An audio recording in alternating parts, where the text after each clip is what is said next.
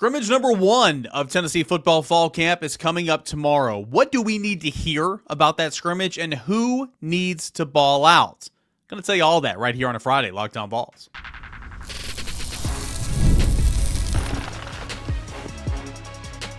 You are Locked On Vols, your daily podcast on the Tennessee Volunteers. Part of the Locked On Podcast Network, your team every day. Hey everybody, welcome into your Friday morning Locked On Vols. I am your host, Cain. Tennessee football fall camp continues to roll on. Practice number 6 was 2 days ago. Practice number 7 is this morning, and scrimmage number 1 is coming up tomorrow morning at Neyland Stadium. And our Friday show is going to kind of preview and look ahead to that on basically, who needs to have a good day. We're going to go over a bunch of different scenarios right here in segment number 1. Segment number 2, Scouting the Opponent series returns, and we will take a look at the mighty UAB Blazers. Coming up in segment number 2, the Fighting Trent Dilfers. That is a Week 4 matchup coming off Georgia's game at home at Neyland Stadium, the game against Georgia at home at Neyland Stadium.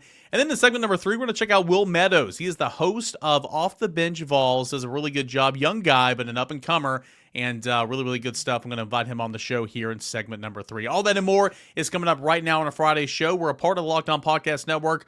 Where does your team every single day? We are free and available wherever you get your shows. And everydayers, could not do this show without you. Really, really do appreciate you.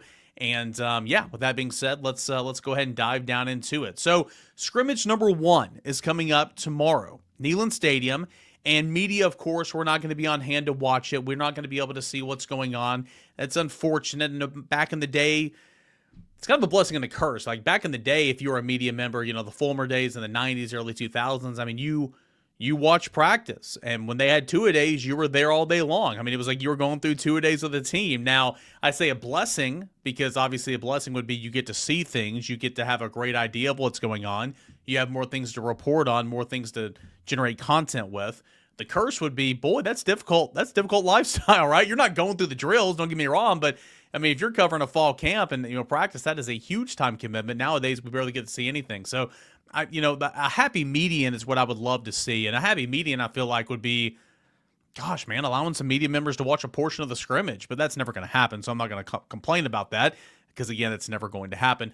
Nonetheless, it is going to be the players are going to be happening tomorrow out there, and Josh Heupel's going to meet the media, address what happened, and discuss that after the scrimmage. There will be some people on hand, of course. We'll have sources, and we'll find out, who scored touchdowns and did all that. But there's not going to be anybody that's going to say, hey, man, Aaron Carter had 17 tackles. You know what I'm saying? Like, that's just not the case. But what I'm trying to say is, what do I want to hear coming out of scrimmage number 1?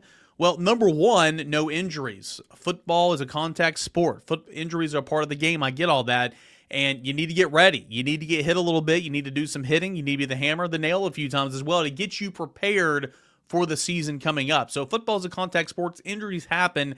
But, man, you really, really hope that you get out of tomorrow injury-free for the most part. So injuries, no injuries is what I want to hear about, number 1. Number 2, clean operation. It's scrimmage number 1, okay? Full pads just came on the other day. So it's not going to be the smoothest of operations early in fall camp. That's why the defense is ahead of the offense right now because the defense is better. But more so, if all things are equal, the defense is typically ahead of the offense early in fall camp because, again, it's reaction. You have schemes, you have gap assignments and all that, don't get me wrong, but defending is reacting, okay? Offensively, it's lining up, cadence, timing, all that and more, procedural penalties, false starts, some holding, some sloppy play, like all that's very much relevant and prevalent, I guess I should say, early in fall camp. So I would love to hear, for the most part, it was a clean operation from a penalty standpoint, no pre-snap penalties, all that and more. And again, that leads me to the next point. If you have a clean operation, chances are you have great command of the offense. The quarterback is showing command. The quarterback is operating the offense efficiently. I'm not trying, I want to see it. I'll get to that here in a moment. I like to see touchdown passes. I like to see no turnovers. I like to see spreading the ball around the field a little bit, making the right decisions and all that. But if you're running the offense, you're making the right checks, you're making the right calls, you're putting your offense in position to go out there and get a first down or a touchdown, that's what I want to hear early in scrimmage number 1. Again, a lot of this stuff sounds elementary. You might be listening or watching right now and say, gosh, that's football 101. I want to hear more than that. I do too. but you got to walk before you can run. And football isn't something you can just throw on the shoulder pads and the helmet one day and go out there and ball out. I mean, there are some athletes that could, but it is a progression. That is why there is an acclimation period in football where you have a practice in helmets only, a practice in, 3 practices in shoulder pads and helmet, and then you get into full pads. You got to acclimate in there. It's a process. And scrimmage number 1 is the first test, if you will. So I want to see clean operation. I want to see great quarterback command of the offense, whether that be hopefully all 3 of them. But who commands the offense better? Is that Joey Aguilar? Is that going to be Jake Merklinger, George McIntyre? It feels like in a scrimmage type setting, a guy like Joey Aguilar can go out there and win a job. I'm not saying he's going to win the job tomorrow, but I'm just saying like he's got the most experience. He's commanded offenses before. He's seen live bullets, to where Jake Merklinger, who I think's been probably the more consistent quarterback from the little that we've seen, probably the more consistent quarterback early in camp. He's never faced those live bullets. But again, you can't fault him for having no experience. He was a young guy. Just go out there and get it. Offensive line push. A lot of newness on the offensive line. They're playing musical chairs, trying to see, well, does it work better with Satterwhite at center? Does it work better with Perry at right guard, with Sham at left guard, William Moe at right guard, Sham at left guard, William Satterwhite at center? They're trying to figure out the right combination on the interior. But more than anything, I want to hear about some push. A lot of newness up front, but the offensive line's got to be good for Tennessee this year. I want to hear about some push up front in the trenches. Defensively, and again, this is all a double-edged sword, right? It's like, if you're the head coach and Josh Heupel, whoever wins the scrimmage tomorrow, you're pleased, but then you're like, okay, come on, other side of the football, let's get going here. That's the beautiful thing about inter-squad scrimmages. And of course, that's what it's like every day in practice too. But the defense, I want to hear the defense being good against the run. I have again, I'll continue to say I have no worry that Tennessee's not going to be able to run the football this year effectively. Tennessee's surpassed 2,500 yards on the ground all 4 years under Josh Heupel. That has never happened in a 4-year stretch in Tennessee football history. Tennessee's going to be able to run the football, in my opinion. But defensively, it all starts, but offensively and defensively, it all starts with the run game. Defensively, you got to shut down that run game and build off that. Just like offensively, you got to establish the run and then build off that with the pass, and especially the play-action pass. Tomorrow, I want to see what is the easiest part of playing defense early in fall camp. It's stopping the run. Let's go and see if Tennessee can stop that run. I want to hear, I don't care if the defense wins the day. I don't care if you have some penalties and all that. I mean, that's common. Hopefully you don't, but it's common early in camp. But offensively, I want to hear about some explosives. I'm not talking 5 or 10 explosive plays, but give me a 60-yard bomb for a touchdown. Give me a Peyton Lewis breaking free for a 60-yard touchdown. Give me an explosive play or two. I want to hear about who and how that explosive play happened. And, defensively too, I want to hear that defense did well in situations. 3rd down, red zone, forcing field goals and not touchdowns. On the flip side, offense, what have you been bad at lately? Scoring touchdowns in the red zone. Punch it in. I want to hear about that in scrimmage number 1. Players that I am going to be asking about, and I won't be keeping an eye on because I'm not going to be there, but hopefully players that step up and do some things, matchups or position battles, if you will, that I'm going to be watching outside of the quarterbacks. The guards, Jesse Perry, Sham Umarov. How do the guards play? Of course, one of those two guys, if Sam Pendleton is at center, one of those two guys is going to be a starting guard opposite of Wendell Moy, I would assume. Farouk and Beasley, Idris Farouk, Caleb Beasley. Safety, that's going to be a 3-man rotation with Andre Turrentine, but these are 2 young guys that are inexperienced. How did Idris Farouk and Caleb Beasley perform in scrimmage number 1? Jordan Ross is going to be the 3rd Leo this year. He met with the media this week and said, hey, last year, I wasn't in it, not going to lie. Knew I wasn't going to play. This year, that's essentially what I'm paraphrasing, but that's essentially what he said. This year, he's bought in. He's ready to roll. He's getting help. He's buying into the system. He gets it. He knows he's going to play. He's trying to get ready to roll. And so I want to hear good things about Jordan Ross. Amari Jefferson, a wide receiver. Everybody knows Tennessee needs help a wide receiver right now in the worst way. I'll get to some injuries here in a moment. Amari Jefferson had not even flashed for me in all the practice periods that I've seen so far until Tuesday of this week when he had a really, really good showing. Amari Jefferson, can you make a play or two in the scrimmage tomorrow? I'll be asking about that. And then, of course, those 2 freshman tight ends, Jack Van Dorselaer, Desan Brame. What's going on with those 2 guys? Did they do anything? Did they make any plays? Are they continuing their great start to fall camp? That's what I want to see. Those are some players that I want to hear about as well. And then, of course, guys, there's going to be a lot of guys that don't scrimmage. Always is. Most of these are for precautionary reasons, trying not to let something small build into something big and be in jeopardy of the season opener, right? It's still frustrating as fans because you want to hear that these guys are on the field getting some good work in, but Tennessee's going to be overly cautious at this point in camp for sure. Guys who will not, or I have questions on if they're even going to scrimmage. Chris Brazel hasn't practiced yet. I assume he's probably not going to scrimmage. Braylon Staley, I would be surprised if he scrimmages. He's not practiced this week. Again, there is a practice coming up later this morning. We'll see if any of these situations change this morning. But Braylon Staley hasn't practiced this week. Mike Matthews has been in a red non-contact jersey on Wednesday after missing Tuesday's practice, or maybe it was he missed Sunday's practice Tuesday, practice Wednesday, but had a red jersey on. So is he gonna scrimmage? I would assume Miles Kitzman's probably not gonna scrimmage. He's been in a red contact jersey, and he's a guy literally just get to the season. You know what Miles Kitzman's all about. Edge Joshua Josephs, he's not been practicing lately. Edge Christian Gass has not practiced all fall camp. I doubt he'll play. Tight end Cole Harrison does not practice in fall camp. I doubt he'll play. Sam Pendleton, a little bit limited earlier this week. He's supposed to meet with the media, I believe, coming up today. We'll get eyes on him, see what all he's doing at practice. But obviously, this guy trying to win a starting job.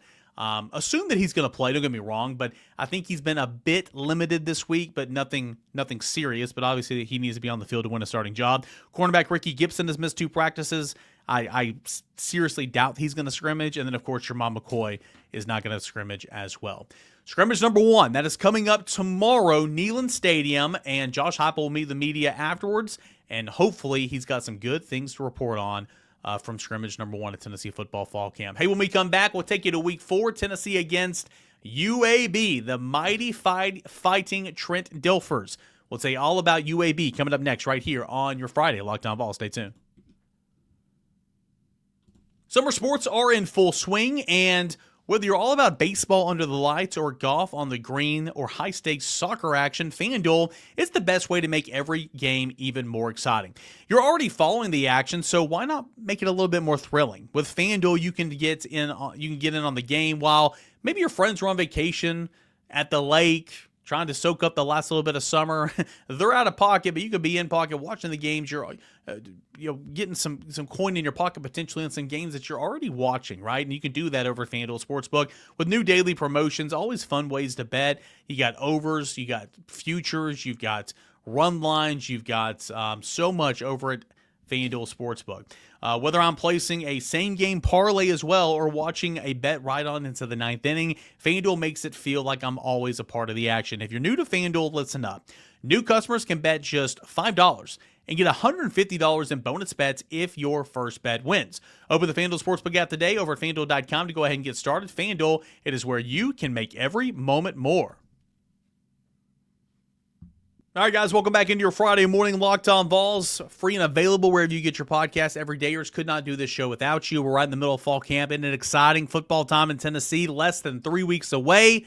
Man, scrimmage number 1 coming up tomorrow. It is about that time, and it's going to be a little bit, and we're working through our Scouting the Opponent series, and we've had one game of note that we previewed, and that's Georgia week 3. That was a couple of days ago. We talked about Syracuse.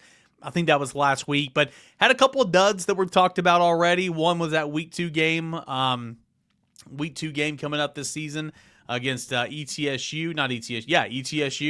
And then, of course, this one in week 4. This is the 3rd of 4 non-conference games. Remember, New Mexico State is coming up in November, but this is UAB. UAB is coming up on week number 4 of the season. That is September the 20th, and this is a program that it would be in its 3rd year under Trent Dilfer, former NFL quarterback and former NFL broadcaster and personality. He started coaching, got in the coaching world at Lipscomb Academy and had tremendous success. A couple of Tennessee's players won state championships coached by Trent Dilfer. Caleb Beasley comes to mind. Edwin Spillman comes to mind. And there's a couple other ones as well. But Trent Dilfer is over at UAB, and it's not gone so well, to be completely honest with you. In 2 seasons, Trent Dilfer is 7-17 overall, has a 5-11 record in Conference USA. Last year, specifically in 2024, man, it was a train wreck. I mean, many people thought he wasn't going to survive, the coaching job. A lot of people were kind of surprised that UAB elected to keep him. I guess if you're going to give the benefit of the doubt, give it to the benefit of the doubt of a guy, Super Bowl NFL quarterback, right, in Trent Dilfer. But still, Last year was so bad. 9 losses. The 9 losses were by a combined 189 points. I mean, they got absolutely demolished by Tulane, 71-20 in a loss. On the road at Army, 41-10. At home against Memphis, 53-18. Let me direct you back to that Tulane score. 71-20 was that final score. Goodness gracious. Again, 9 losses by a combined 189 points last year. That was not a good year for UAB. I mean, it's a pay game, right? Come to Neyland Stadium, get your check, take your butt whooping, and go home. That's how these games are supposed to work, right? Don't tell Georgia State 2018 what a horrendous showing that was during game number 1 of second year of Jeremy Pruitt's era. Whew, that's everybody can circle, like, when did you know? That's when you knew for sure that Georgia State lost. But nonetheless, it's a payday for UAB. It is what it is. It's UAB team that had to start over specifically on the defensive side of the football. Listen to this. I mean, offense wasn't good, but defensively in 2024, UAB gave up 394 yards of total offense per average. That was actually middle of the pack in Conference USA. I mean, it's not good, but it wasn't horrible. But they did give up 34.3 points per game. Man, I don't have it in front of you, but I'm pretty sure Tennessee gave up less than 20 per game. I want to say Tennessee gave up, like, before the Ohio State game, like 16 or 17 points per game. I don't have it in front of me. Again, it was very, very different. So if you give up on average 34.3 points per game, I mean, that is difficult to do. That means your offense is having to score 35 plus every game. Seriously. I mean, it's asinine.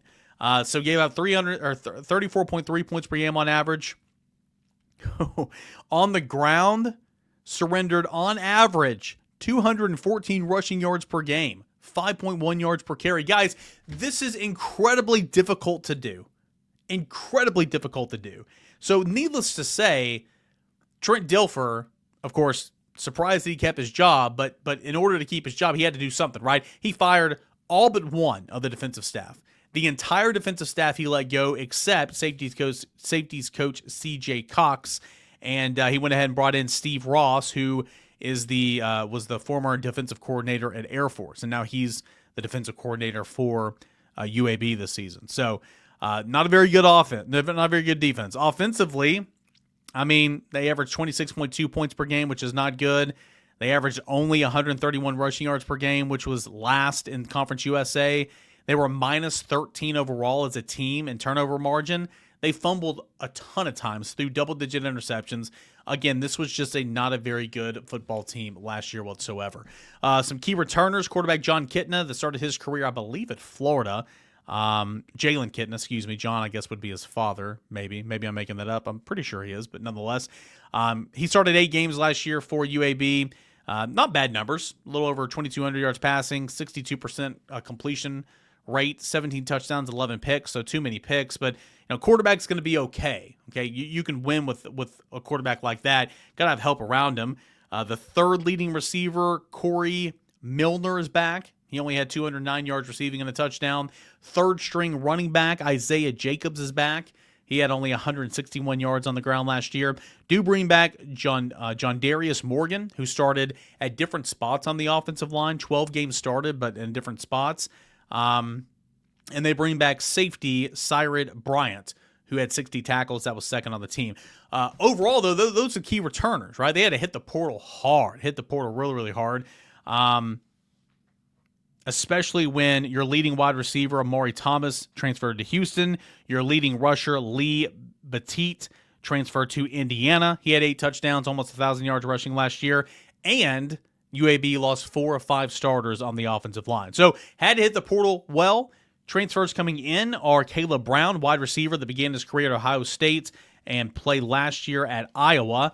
Had a pretty good 2023 season, but was limited to just like 3 games a season ago. So hopefully, for UAB's sake, Caleb Brown is a hit there. They're bringing in running back Javon Jackson. None of you guys watching or listening probably knows that name, but when I read that name, I was like, where do I know that name from? Where do I know that name from? Because I'm a nerd and this is my job to know all this stuff. He played for UTEP last year, transferring in from UTEP where he had 754 yards and 4 rushing touchdowns. So it's like, I knew that name.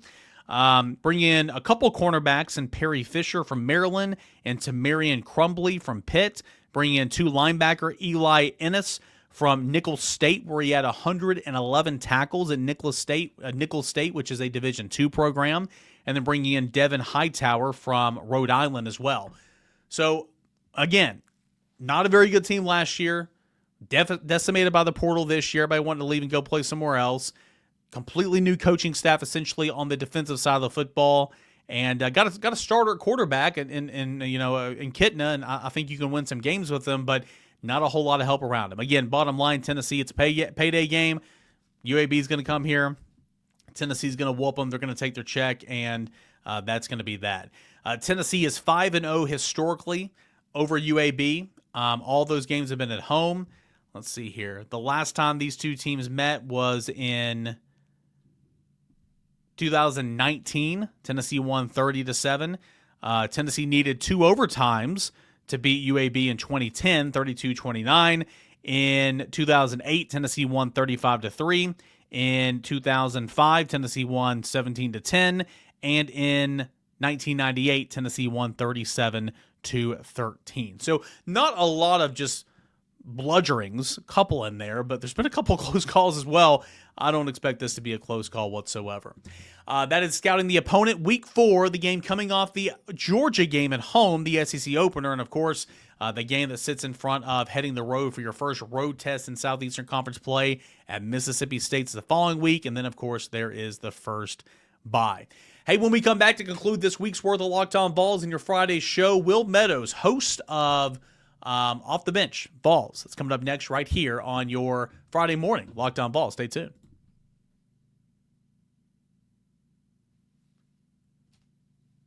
Hey, I got Will Meadows on, the host of From the Bench podcast. From the Bench Vols does a fantastic job, a couple episodes per week, and you guys can check out his show. The YouTube show link is in both the description of the audio channel and, of course, here on YouTube as well. Will, thanks for coming on, man. How you doing? I'm good, man. Thank you for having me on. It's kind of surreal in a way. Like, I've watched this show for almost 2 years now, and my uncle and some other family members watch this show all the time, so they thought it was really cool that I'd be on here. So I'm excited for it. I appreciate you for bringing me on. You've only watched the show for 2 years, but I've known you for like 5. Yeah. What's going on there? Well, I just didn't get near into it as much just with Tennessee football as I did about my sophomore year in high school. And from then, I've just been hitting the ground running. So trying to. Just giving you a hard time. Will, I've known Will for a couple of years, family friend. And, man, I love Will's work ethic and his drive. And I've joked with him about it several times off the air. Like, man, if I gave a crap about doing this stuff when I was his age, senior in high school, and he's about to go to the University of Tennessee and he's got big plans there, who knows? I mean, I don't think I'm talented enough to be on ESPN, but who knows how far I could have went, right? But I just did not care when I was young. So I love the fact that you're getting after it, man. And you started this podcast many, many months ago now. And I saw earlier this week where you're at 71 shows now. Is that right? Yeah, 71 or I think 72 was my last one. So man, we've got one coming out this morning. So that is awesome. That is awesome. So tell us real quick, when do you post? How many times a week? And where can the viewers of this show find your show?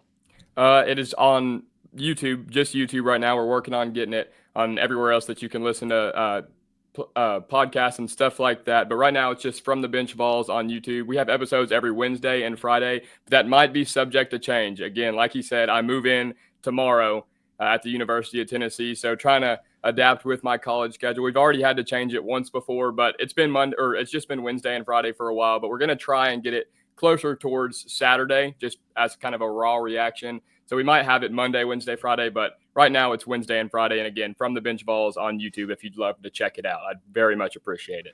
Yeah, Will continues to get better and better every show. He does a really, really good job. He's got a unique, sees it from a unique lens. Of course, we're one of the really good basketball players here at nearby Central High School and here in East Tennessee. So you've been over on campus a lot this summer, kind of getting ready for your move in over there. You've ran into some Tennessee football players. Kind of what's your overall vibe so far the start of fall camp? 6 practices in, and knowing there's a lot more to come, but kind of what's been your vibe so far of Tennessee fall camp? Yeah, over on my side, on my channel, obviously everybody just wants to hear quarterback. And obviously through the week you go with the whole blur gate and is your quarterback blurred out because you're worried about him throwing interceptions, all that stuff. Everybody wants to hear about quarterback. And you hear some stuff about wide receivers being banged up, obviously with Chris Brazzell, Mike Matthews, Braylon Staley, all those guys kind of being banged up in the time being. But I've been trying to focus on the good stuff because I still think that there's so much good stuff coming out of this fall camp. Is there as much separation in the quarterback battle maybe at this point as you'd have liked to see? Maybe not, but I think we'll see a lot of that with Saturday coming up and that first 11-on-11 scrimmage. I think you're going to see a lot more separation, at least out of 2 of the 3 guys in that 11-on-11 setting. But I think just on the defensive side of the ball, obviously, Boo Carter and Jermod McCoy are, in my opinion, the 2 best players on the defense. Jermod McCoy hasn't practiced, obviously, with his injury, and we all know what's going on with Boo Carter. So hearing good things about the defense, obviously, without those 2 guys, it really encourages me because last year you had one of the best defenses in college football, and I think that this year it could easily be better. I think that there's going to be a little more depth at the linebacker position. Obviously, hearing great things about Edwin Spillman. I know that's your guy. You've loved talking about him the last few months, and you've been big on him. And then hearing good things about the defensive line. I think there's going to be a lot of depth there, just like it was last year. Maybe not the big names and the high draft picks like Omar Norman-Lott or James Pierce Jr., but I think that there's going to be a lot of depth. I know that they've liked some stuff they've seen with the freshmen like Ethan Utley, and I think there's going to be a lot of depth. So I think, like you said, I've been on campus, and I'm in a weird spot. I've told Eric off the air, like I'm in a weird spot. Like 6 months ago, I would have asked these guys for a picture. And now I see him, and I just got to eat lunch next to him. So it's definitely, that's a weird spot. And these dudes are just so big. I know you talked on with Ryan Chumpert a few episodes ago about the off the bus guys. I mean, the whole team looks like it could be an off the bus guy. They are just big guys. And again, to kind of wrap up my opinion on it, I think it's good. Again, I think there's going to be a lot more separation on the offensive side of the football. But defense, man, I think they're going to return with one of the best defenses in college football next year. Yeah, I think so too. Obviously, I think the defense is going to be strong. I think the schedule, I'm getting so tired of saying this. I just want them to start playing football. But the schedule lines up to where, I mean, you don't have to be world beaters to have 9 wins. And I know that's not the goal, but the schedule helps you. It's kind of in that favor. If you can go get a game on the road at Bama or Florida, you steal a game at home against Georgia. I know I'm getting ahead of myself here, but there's potential there for it to be a really good win-loss season because you look at the 16 teams in the SEC, and I know Tennessee plays Alabama and Georgia. That's not nothing. I know Georgia plays Texas and Tennessee and Alabama. That's not nothing. But those 2 schedules specifically, man, they line up big time for sure in terms of, being able to get some wins, and getting towards 9, 10 wins or whatever. So coming up tomorrow with the scrimmage, the first scrimmage, Will, what are some things? I mean, obviously nobody gets to watch it. It's kind of a bummer, but we'll hear from Josh Heupel afterwards. There will be people that are watching the scrimmage to tell people like me what's going on. What do you want to hear coming out of scrimmage number 1, knowing that it is scrimmage number 1? It's very much a work in progress, but still, what are you wanting to hear? I want to hear good things about the receivers. I think the quarterback stuff is going to kind of play itself out. And I think just because I see it so much in comments and sections and stuff like that, I'm almost a little tired of the quarterback talk. Like it's gonna play itself out. I think Josh Heupel, being a former very successful quarterback in his own right, that's going to work itself out. But I want to hear the best defensive back in America is not going to be playing in that scrimmage in Jermod McCoy. I want to hear some good things about these receivers, hear that these receivers are creating separation. And I want to hear about some big plays down the field. I know, obviously, that's what so many fans want with this offense next year. And you can say all you want about the play calling and things like that. I'm not going to sit here and talk about Nico, but there was more than enough deep balls that were left on the field last year. I love the 12 personnel look. I think that these tight ends are going to look very good this year, even some freshmen. Obviously, Gitzelman will come back from his injury, and Ethan Davis has some experience. But the 12 personnel I like, but I want to hear about receivers getting separation and some big plays down the field because I feel like that's just, and everybody knows this, it's kind of what they lacked last year. And I want to hear some good things about Mike Matthews. Obviously, he's a little banged up. Braylon Staley's another name, just some names like that. And I'm excited to see what these freshmen look like. Rodarius Jackson and Travis Smith Jr. We've heard that they're not built like freshmen. They don't act like freshmen. They don't talk like freshmen. I'm excited to see that in 11-on-11 setting and see if those guys can create separation against obviously some high caliber SEC defensive backs like a Ricky Gibson, like a Colton Hood, who's looked very good. All right, well, out the door, I want to ask you this, both one offensively, one defensively. And it's tough for guys like you and me that, do podcasts and cover this team and talk about Tennessee football every single day. But give me somebody on offense and somebody on defense that we're not really paying attention to, we're not really talking about, maybe the average fan doesn't know. but it's going to be a guy that you're kind of your pick to click this year? Yeah, on the defensive end, and I've talked about it a little bit on my show. I've talked about him every time I say it. Jermon McCoy is my favorite player on the team. But in that secondary is getting a lot of praise. Again, Boo Carter's received so much. But I'm excited to see what Andre Turrentine brings. Just a guy who's been a return starter. It's a lot of experience at that position. And for the second year in a row, that safety opposite of him is up in the air. Obviously, we saw it with Will Brooks last year.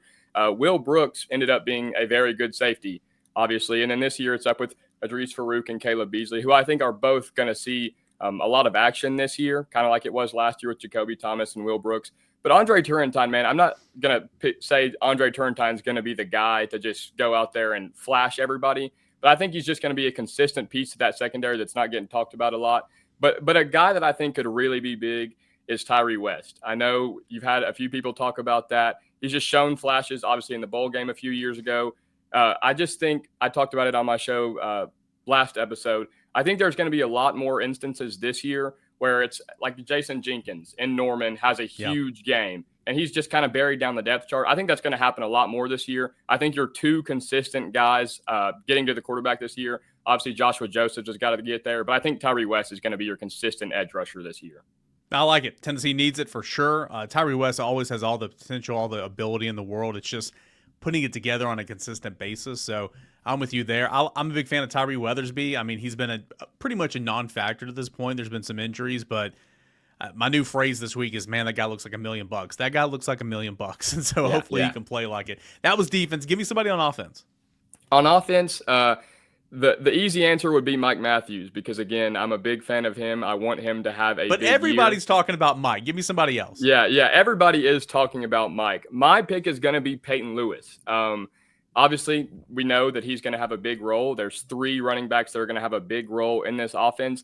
But you see it with Tennessee football just posted on all their socials, the Doak Walker Award watch list. Deshaun Bishop got the recognition and Star Thomas got the recognition. And I know, especially at my age, everybody wants to hear about Star Thomas because he's the new transfer and he's the highest rated running back on college football, 26, like all that stuff. So they expect Star Thomas to be the guy. I think Peyton Lewis is going to be the most productive running back out of this backfield this year. I think he has the most home run speed and big playability. I think him and Deshaun Bishop both do such a good job at getting north and south when they have the ball in their hands.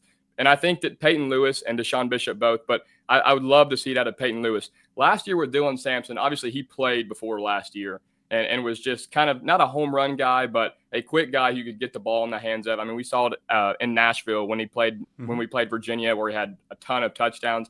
I'd like to see the development of the patience behind the blocks like we saw with Dylan Sampson last year with Peyton Lewis because he has that home run speed. The first play that comes to my mind is against NC State when we were starting to put it on him. And kind of the icing on the cake was Dylan Sampson taking that off-tackle run to the right and showed patience behind the blocks and then got out of there. I'd love to see that a lot out of Peyton Lewis, and I think that he's going to be the most productive running back that Tennessee has this year. Yeah, Peyton Lewis, he's got the speed, he's got the size. He's had a really good offseason. Again, he was dealing with injuries coming off really his high school career at this point last year, and so he was slowed a little bit in spring and in the fall camp. So, again, it kind of goes back to what you said earlier. I mean, this team just looks different. This team looks like what you wanted, and it's been that way for a couple of years. It's just you're now seeing it across the board, and I think Peyton Lewis is a really good example of that. And pick your defensive lineman. Every defensive lineman looks like that, except for maybe the new transfer that got here in spring, but he'll get there as well. Yeah. Will Meadows, host of From the Bench Vols. Will, as always, man, thanks so much, and we'll be tuning into your show this season. See what you got to say. Yes, sir. Thank you, man. I appreciate it. Go Vols. Great stuff there from Will Meadows. Encourage you guys to go check out his show. Again, I will drop his YouTube link in both descriptions. If you're listening, you'll have it in your description. If you're watching on YouTube, it'll be in there as well. Big fan of him. Love his work ethic. Love his desire. Love his passion for wanting to be in this industry. And I think he's going to be a good one here in a couple of years already. I mean, super, man. When he started to where he is now, phenomenal. Man, if I can make those strides in a couple of months, I'd be making a lot more money. That's all I can say. So Will Meadows does a fantastic job, and go ahead and subscribe and check out his show, Off the Bench, on YouTube.